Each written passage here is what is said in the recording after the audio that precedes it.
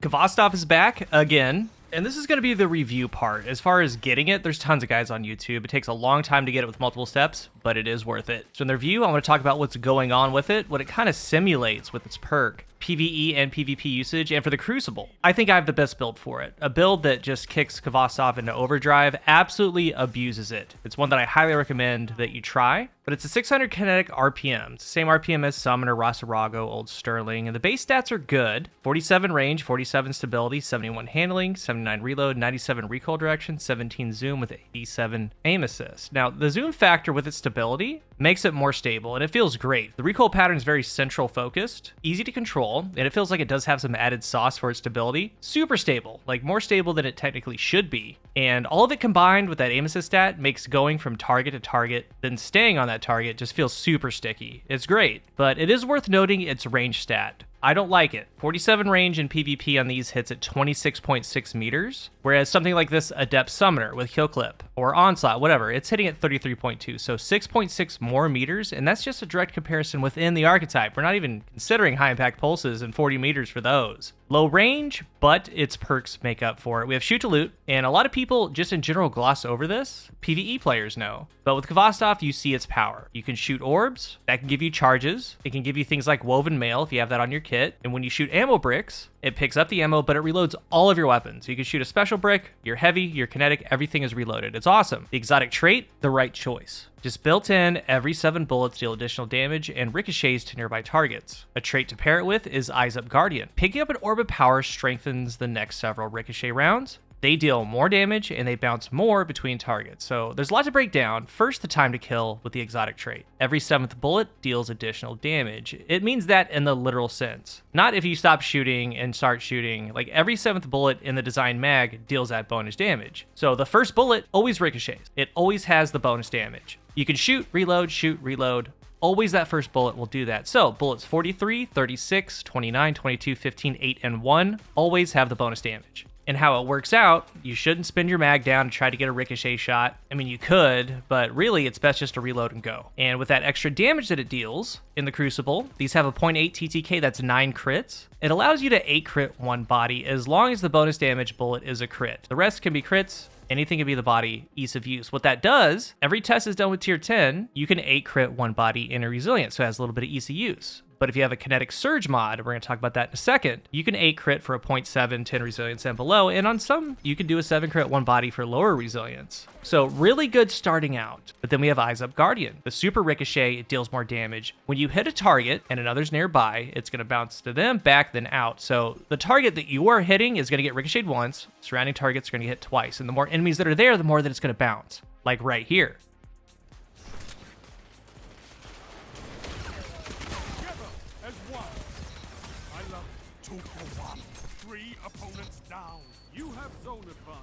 Fantastic work. This is what makes it powerful. This is what you want to abuse, but you need an orb. So for the Crucible, Khvostov, I do recommend a kinetic siphon. I mean, for when that happens, you're going to get a double kill, you're going to get an orb, but definitely Reaper and definitely one kinetic surge mod. Because again, if you're going for orbs anyway, you might as well have that kinetic surge. And since you do have that, you can achieve that 0.7. But the main catalyst of this thing getting orbs going for yourself is through Reaper. With Reaper, you dodge, you get a kill, and orb spawns. And it comes from centrally where you defeated the target. It pops up. You can shoot it from the air, then load in all those rounds of Eyes Up. 7 of them, and it's just there until they're spent. But to abuse it, I mean, have fun, go ham. Like, I tried everything, every class, different things, but I found it best on Night Stalker, Vanishing Step. You go invisible after dodging. We have Vigilance. When you're in low health, you get an Overshield. Persistence, Devour, and your invisibility lasts longer. But importantly, Starvation. Picking up an Orb of Power grants Devour. And then Undermining for weakened grenades to go with the other aspects, Stylus Executioner. So I have 6 mobility right here, and the other stats are all over the place. But that doesn't matter because you're going to be pairing it with Frosties. The entire end goal of Khvostov is to have an Orb of Power. With how this is set up, you dodge, you go invisible, you get a kill, you get an orb. The orb supercharges Khvostov. You also get Devour. As you're running, you're going to get your dodge back. So like with 6 mobility, I get my dodge in about 11 seconds. So much so that if you die and respawn, by the time you get back to mid, you're going to have your dodge. You could even put on double insulation. So you get class ability from that orb. You can get your dodge back in 8-9 seconds. But that loop, you're always going to have a dodge. I mean, always. You're going to proc the Reaper orb. You're going to have Devour. You're gonna get an overshield when you get low. And even while you have stacks, you're gonna have to dodge back to dodge, get a Reaper orb, then refill those stacks. Meanwhile, again, you're having Devour. Absolutely abusing it, just guaranteeing those orbs. If you need another one, you're gonna have a dodge. Since you're invisible, you get first shot most of the time, it's very strong. So Khvostov at base, its strength is the easier base TTK. Again, kind of like target lock. Kinetic Surge, you can get to that 0.7, but the main part is grouped enemies. It eats grouped enemies alive, and that's how you want to play it. The main concern is that base range, because again, with this sandbox, it does have some fall off past 26 meters where you're still going to get a 9-bullet kill. It doesn't compete with the big heavy hitters within range, unless you have that perk. So you're going to play your positioning, you're going to get orbs, then you're going to mow. So even though its range is a little bit lacking, the kit of it makes up for it. For PvE, we have a very unique situation here because now Kinetic helps with Prismatic, so it has that going for it. That's a check mark for it. But in the end, in PvE, usually you have an ad clear option and then weapons deal with beefier targets. The only downfall in PvE for Khvostov is it can't handle ultras, yellow bars, definitely not bosses, but it doesn't have to.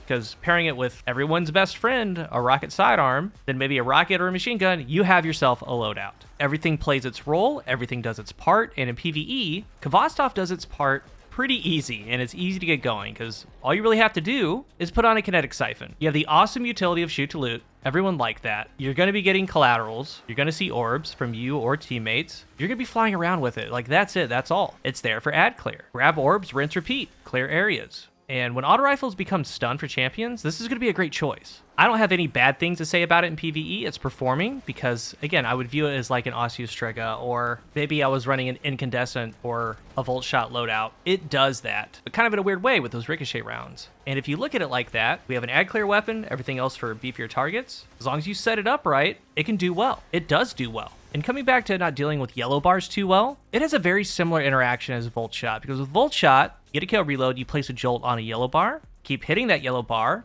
it jolts all the ad clear, all the low tiers around. But with Khvostov, especially when you have the super ricochet rounds, you can land your shots on the yellow bar and just nuke everything around them. So like the more you play with it, you see all the little things that it can do. It's a great weapon. And with new weapons, sometimes you try to find interactions, like, you know, Osteostrega with Necrotic Grip, or, you know, Sunshot's just a little bit better on a solar sub. And since it's a kinetic weapon, I tried things like Chromatic Fire. I mean, exotic primaries, you have to try with Chromatic Fire. I mean, it was lackluster as expected. I tried things like Fellwinter, and I've always liked Fellwinter S tier. All it's really doing is just mowing through ads a little bit quicker. But I tried various combinations of things that could work, and none of it worked too well, but in the end, that's great. Like, it isn't tied to running one specific thing. You can place it in your loadout, it does what it does, and you're going to do what you do with your build setup. And again, on Prismatic, it's a kinetic, so it helps that out.